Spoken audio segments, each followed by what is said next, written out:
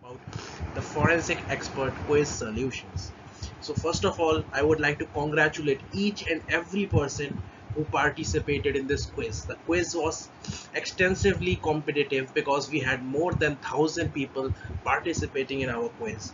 That shows how much you are supporting our initiative, and that's what keeps on that's what keep us going. So thank you so much, guys, for showing your support towards the forensic corner. Today we are going to discuss the forensic expert quiz solutions so that you guys can learn that what, because this is the main purpose, learning. So right now we are going to discuss about the different questions which were asked in the forensic expert quiz. So the first question that was there, that was in trap cases, phenolphthalein is used as an indicator to indicate whether bribe was exchanged or not, but phenolphthalein fades with time. To eliminate this problem, which indicator can be used alternatively? So first of all, you need to understand what is trap cases. Okay, so bribe is something which we take for a service, or something which is very important. Like for example, let me say that I am going to offer you a service A, for which there will be around 2 months to complete. But for making that task more efficient, or if the task can be done more fast, they will pay me some additional amount that is not going to the government or anywhere else, it's going into my pocket. So that is what is a bribe. Okay, so it's illegal. Section 171b and section 171e of IPC defines the trap cases and its punishment. The Vigilance Department of India and the Anti-Corruption Bureau usually handles the trap cases. Okay, so whenever they have to catch a culprit who's taking a bribe, so what will they do? See, bribe is basically taking off some good service. Usually it is involving cash. So what they do is they take the phenolphthalein powder and they put it on the money, the cash. So it is a colorless solution. So when that money is being given to the culprit or the person who is receiving the bribe, when he holds on to that money, the phenolphthalein powder is also transferred to his hands. That is what is also proving the Locard's exchange principle. So when that solution gets transferred there, so what these people do is that they collect that samples from both the hands, and the washings from the hands, and the powder that was collected at the cache. Okay, so then they send it to the forensic lab, and there we have to detect the presence of phenolphthalein and match it with the suspect and the sample which we used. If it's matched, then he hence proof that this guy was offering the bribe and that guy was receiving the bribes. That is how we do the trap cases. But the problem with phenolphthalein is that it fades with time. So for that purpose, we can use anthracene, that is an alternative towards to phenolphthalein. So your answer here is the second question, the second option, that is the anthracene. Then the second question was, there was a scene of violence. The investigator opined that spatter blood was present all around the scene. From the given option, which of this is not an example of spatter blood pattern? So first of all, you need to understand what is spatter. Spatter is basically a splash or something like that where a lot of blood is involved. So now you will be saying that, okay, fine, a lot of blood is involved, so drip marks can be also there. Like the answer is drip marks. Okay, the fourth one, because I have highlighted in bold. But what is the difference? Like why it is not considered as spatter and the rest is considered spatter? So see, if we are seeing a case of stabbing, okay, so usually a simple case, let's imagine a simple case. There is a person, he's holding a knife, and he's stabbing a person B. Okay, so when he's stabbing the person, so you can just imagine the violent force he's using to penetrate that knife into his body. So when that knife is going into the body and coming out, that rhythmic movement that is happening, a lot of blood is falling out, it's like flowing outside. That is spatter basically. Same happens to the blunt injury. Now blunt injury is basically something where we are taking a heavy object and we are hitting it. Now the best example is taking a hammer or a heavy stick and hitting it on the head of someone. So again the same procedure is happening. Okay, a lot of blood is involved. Same thing with gunshot. A high velocity projectile is hitting on your head or somewhere else on some other body part, because we're filled with blood, our full body is having blood, so definitely it will flow, the blood will flow out. But in drip marks, the best example to understand this is you can take a glass of water. Okay, dip your finger into that, or you can even take tea if you want. Dip your finger into that and just remove that finger without washing that water or the tea, and just let it hang in the gravity.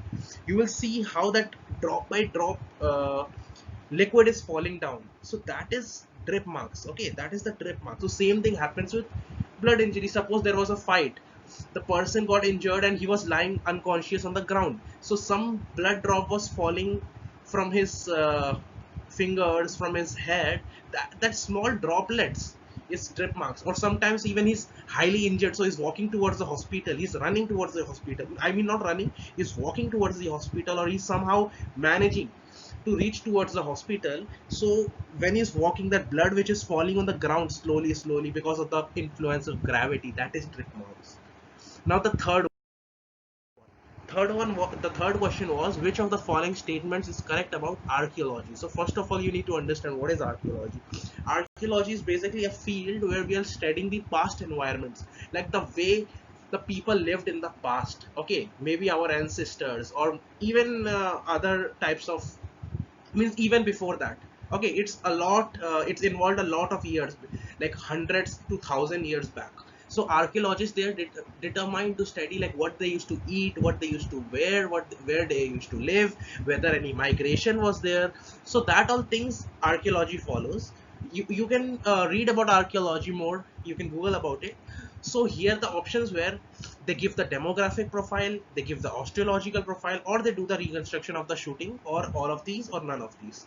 So see, a forensic anthropologist is basically the person who's involved in determining cases where skeletal remains. Now forensic itself is something, an application towards law, but archaeology is not something related to medical legal aspect, it is related to something historians do. Okay, so the two contexts are totally different. Okay, so osteological profile involves basically studying of our sex, ethnicity, race. These are things, the basic profiling of the person. So that is a forensic anthropologist job.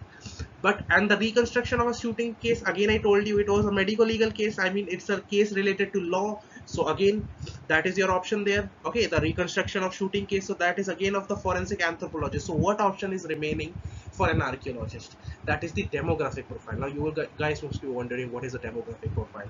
So basically a demographic profile is something in which we are able to generate the person's origin. Okay, what he used to live, where he used to live, what was the actual area. I will show you an example, just see here. This is a demographic profile that was made by an archaeologist. So here he have the sex, age, and the manner of death, that is fine. You can see the origin there.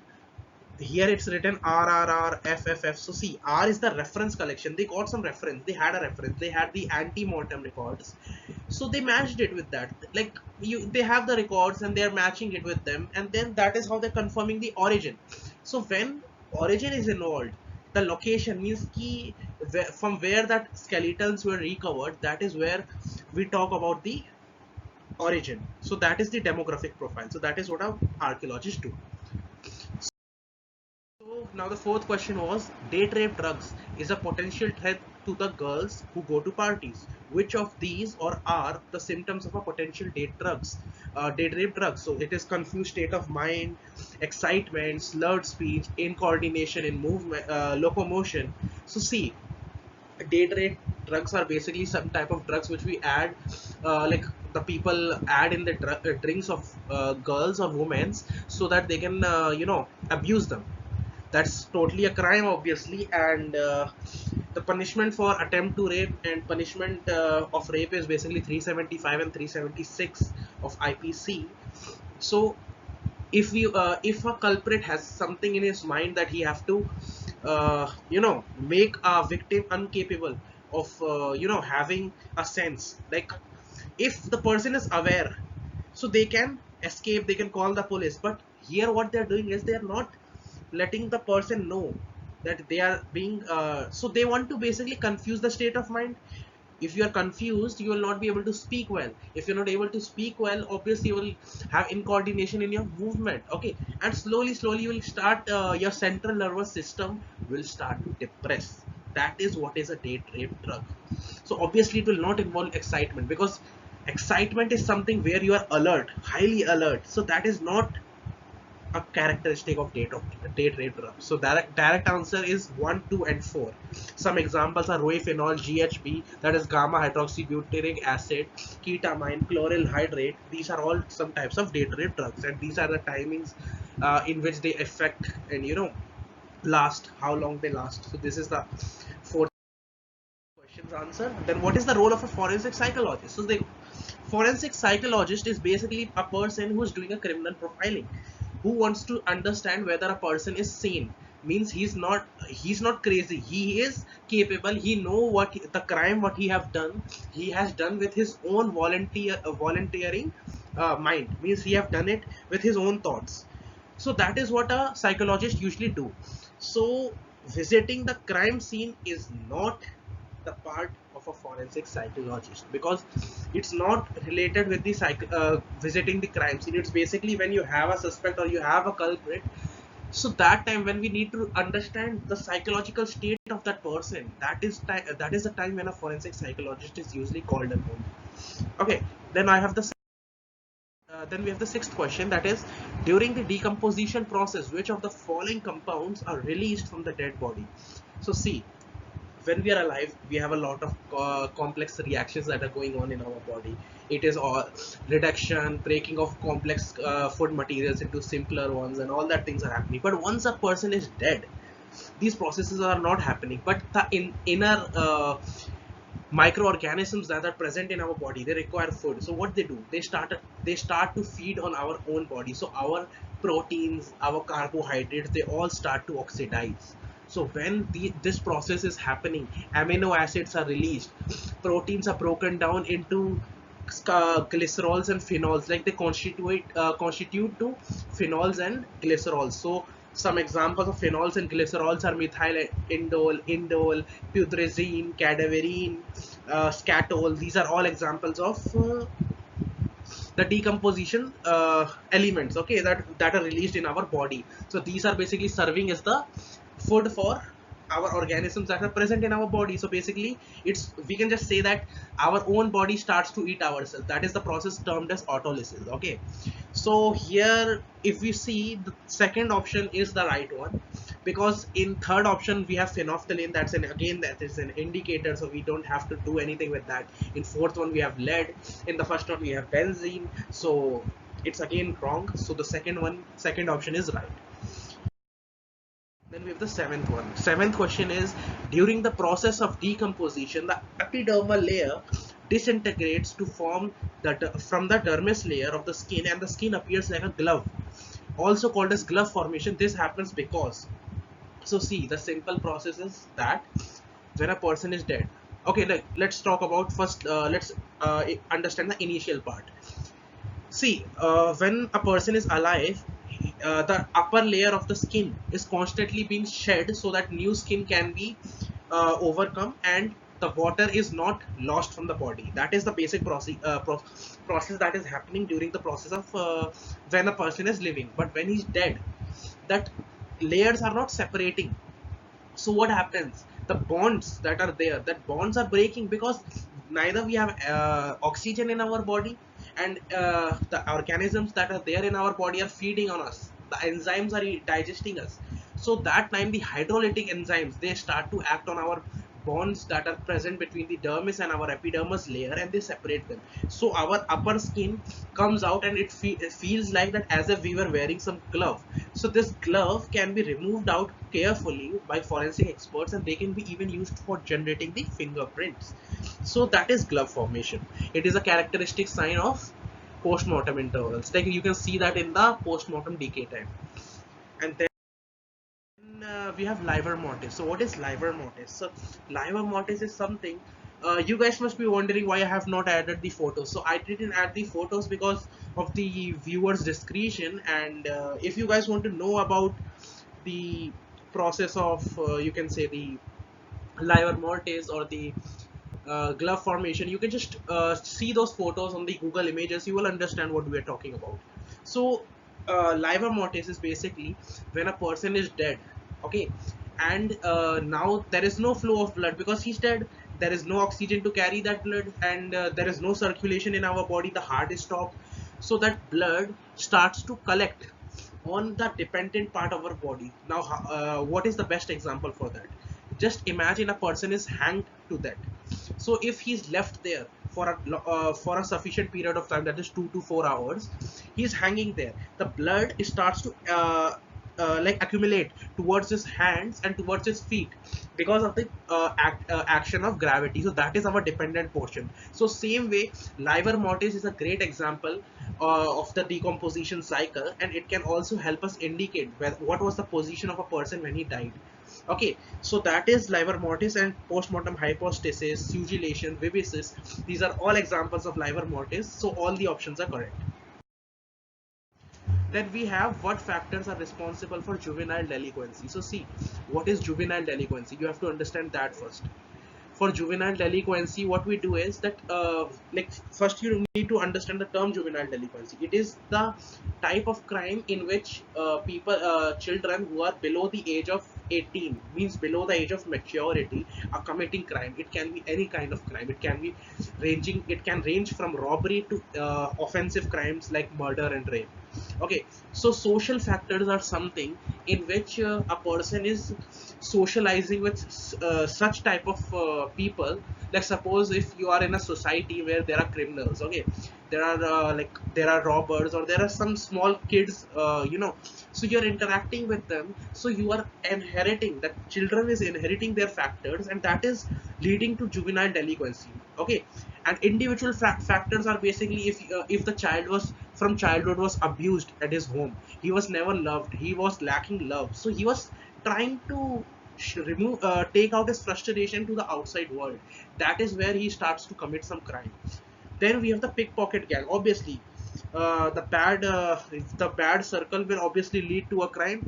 So here we have the pocket gang, and if they are hanging out with the child, so obviously the child will get spoiled. But due to steady pressure, that is not a characteristic feature of juvenile delinquency. So that is not the part. Then the last question that was asked was, if trajectory is for bullet, then skid is too. So see, you have to understand this question very carefully. It's a bit tricky for some, but many were even able to do this question. So see, bullet has a path. The path that bullet is following when it's fired from a gun, that is known as trajectory. So right now we know that bullet is having a movement, and we gave that movement as that term as trajectory. So same way, skid is what? Skid is a movement, but for what it is? It is for car, but what part of car? Because the car is not generating the skid, the wheel of the car is generating the skid.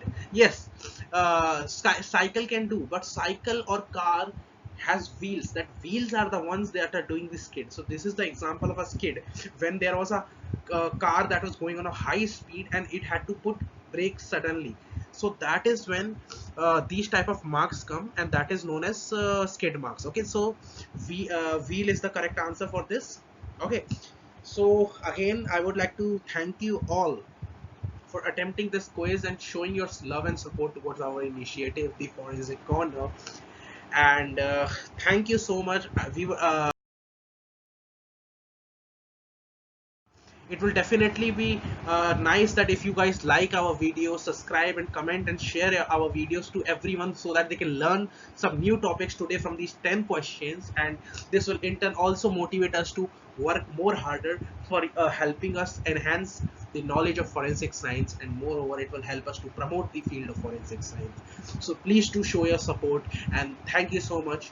And also follow us on social media so you guys can stay updated with our upcoming events. The link will be given in your in the description below, so stay tuned, because this is not the end. The Forensic Corner is going to give a lot more than this. Okay, so thank you for your support and your love. We will come we will also hope that you will participate in our upcoming events. So thank you so much, guys. Take care, stay safe.